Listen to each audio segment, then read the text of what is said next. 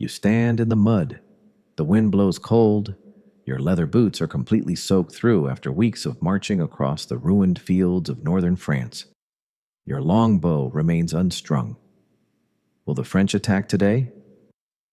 This was your life in the autumn of 1347. The English army was victorious. King Edward III had just captured the vital port city of Calais after an agonizing 11-month siege. The French crown was bleeding. How much longer could they resist? History tells us the fighting stopped. An invisible killer intervened. The bubonic plague swept across the English Channel and devastated both kingdoms by wiping out over a third of the population. The fields lie entirely empty. What if that bacteria never existed? Imagine a different world. The year is 1348. Without the Black Death to decimate his ranks, Edward III maintains his brutal momentum against a broken nation. His supply lines remain perfectly intact. Would he march straight to Paris? Froissart wrote the truth. He saw the horror. The contemporary chronicler recorded the chevauchée, which was a fast-moving campaign of total destruction designed to burn crops, slaughter livestock, and break the enemy's economic will. The smoke filled the sky. Where could the peasants run? You are a French farmer. You hear the horses coming.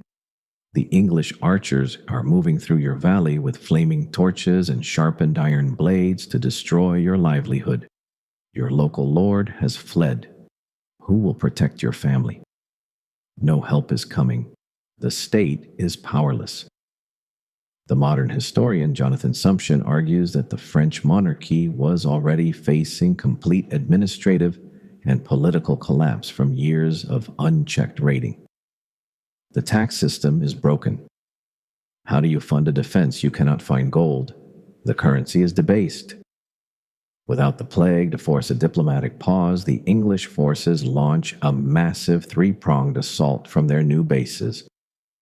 The borders are completely defenseless. Will the kingdom dissolve entirely? The English plan is clear. The strategy is flawless. Edward III sends his brilliant young son, known to history as the Black Prince, to raid from the south. Lancaster attacks from the west. Can the French nobility unite? They are too divided. They blame each other. The dukes and counts are more interested in protecting their private estates than saving the Valois dynasty from destruction. Civil war breaks out early. Which side will you choose? The English offer stability. They promise strict order. To a starving population weary of constant raiding, the rule of a strong foreign king begins to look preferable to anarchy. The city gates begin to open. Is loyalty worth your life? The logistics were incredible. The machine never stopped. The military historian Clifford Rogers notes that the royal workshops in the Tower of London operated day and night to manufacture millions of tactical arrows. The supply ships cross weekly. Can any medieval power resist? The French army tries. They gather raw recruits. They attempt to block the river crossings, but their lack of professional discipline leads to another immediate tactical disaster. The longbowmen open fire. Have you ever seen such terror? The arrows fall like rain. The sky turns dark. The steel-tipped bodkin points easily pierce the outdated mail armor of the charging French men-at-arms. The horses scream in pain. Where is the heavy cavalry?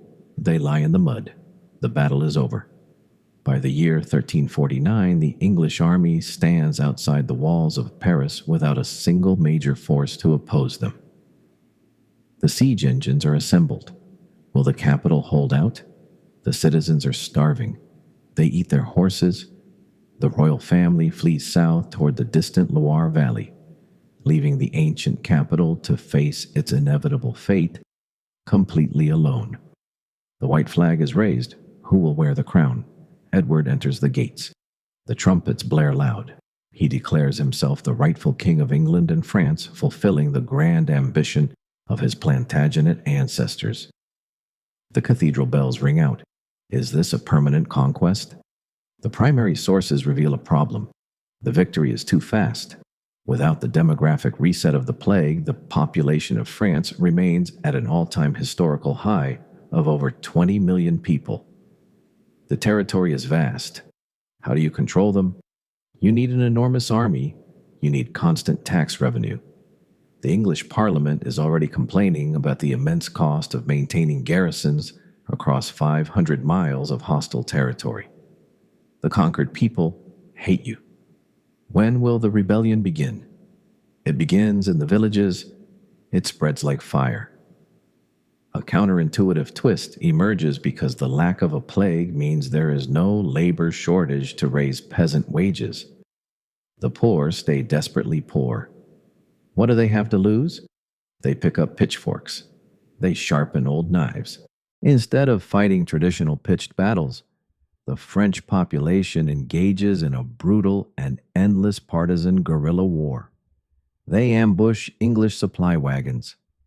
Can your archers guard every road? The forests become death traps. The castles are isolated. An English soldier cannot leave his stone fortress without a dozen armored companions for fear of a sudden throat slitting. The occupation becomes a prison. Was the conquest truly worth it? The financial strain increases. The English treasury drains. Edward III is forced to squeeze his own subjects at home for more silver to pay his mercenary garrisons abroad. The English gentry grows furious. Will they depose their own king? The alternate timeline darkens. A unified kingdom fractures. Instead of a glorious double monarchy, you get a century of hyper-violent civil war spanning from London to the Mediterranean. The structural weight is too heavy. Can an island rule a continent? The historical evidence stacks up. Consider the economic factors.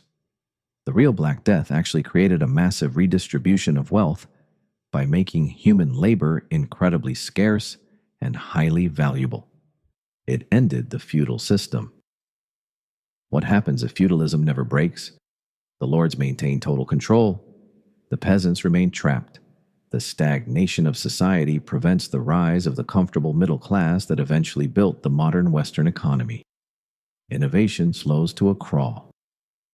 Are we stuck in the Dark Ages? The military tactics stagnate too. The longbow remains supreme.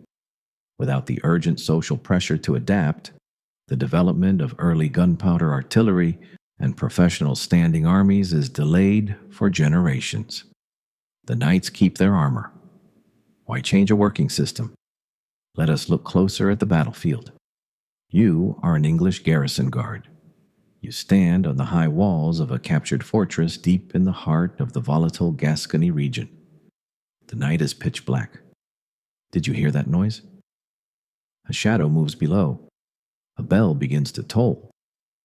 Suddenly, the gatehouse is set ablaze by local partisans who have spent months planning this coordinated midnight assault. The arrows fly through the dark. Where is your commanding officer? He is already dead. The fort is lost. This precise scene repeats itself thousands of times across every province of this unstable Anglo-French empire for 50 long years. The war never truly ends. It just mutates into madness. The global balance shifts. Other empires watch closely, while England and France tear each other apart in an endless cycle of occupation and rebellion. External threats grow stronger. The Ottoman Empire expands rapidly. Who will defend Central Europe? The crusading spirit is dead. The Western kings are broke. Without the economic recovery that followed the actual plague, the European kingdoms lacked the resources to assist the crumbling Byzantine Empire. Constantinople falls much earlier than 1453. Does the East conquer the West? The danger is very real. The timeline has shifted. The absence of a single microscopic organism has created a cascade of geopolitical failures across the entire known world. History is a fragile web. Can you see the connections? We often ignore the small things. We focus on the kings. We write massive biographies of Edward III, the Black Prince, and the grand strategies of medieval field marshals. We forget about the biology. What really drives human progress? The plague was a horror. It was an absolute tragedy. Yet by killing tens of millions, it shattered the rigid structures of a medieval world that had become dangerously overcrowded and economically stagnant. It forced humanity to rebuild. Was it a necessary evil? The alternative is far worse: a world of endless pressure. Without the plague, Europe faces a catastrophic Malthusian collapse of overpopulation, starvation, and permanent low-intensity warfare that leads nowhere. The fields remain choked with blood. Is peace an impossible dream?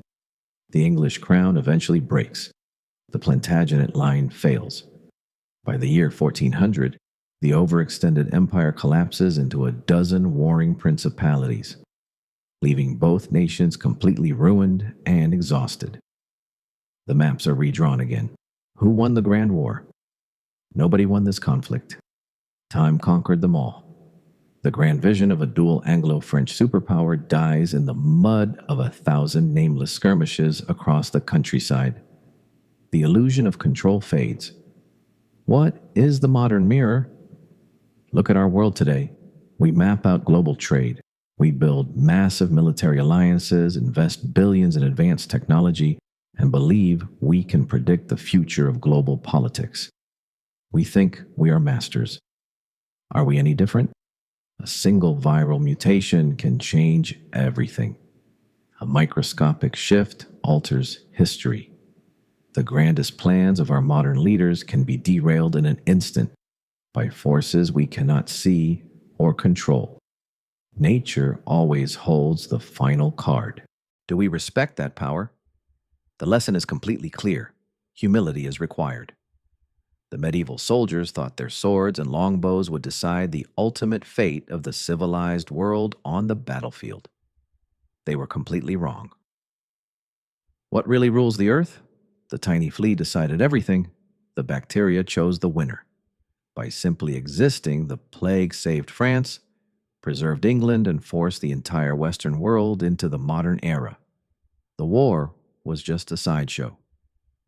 Do you understand the truth now? The rain continues to fall. The wind blows cold. You stand in the mud of northern France, staring at a horizon that looks completely different from the world you know. Your longbow remains unstrung.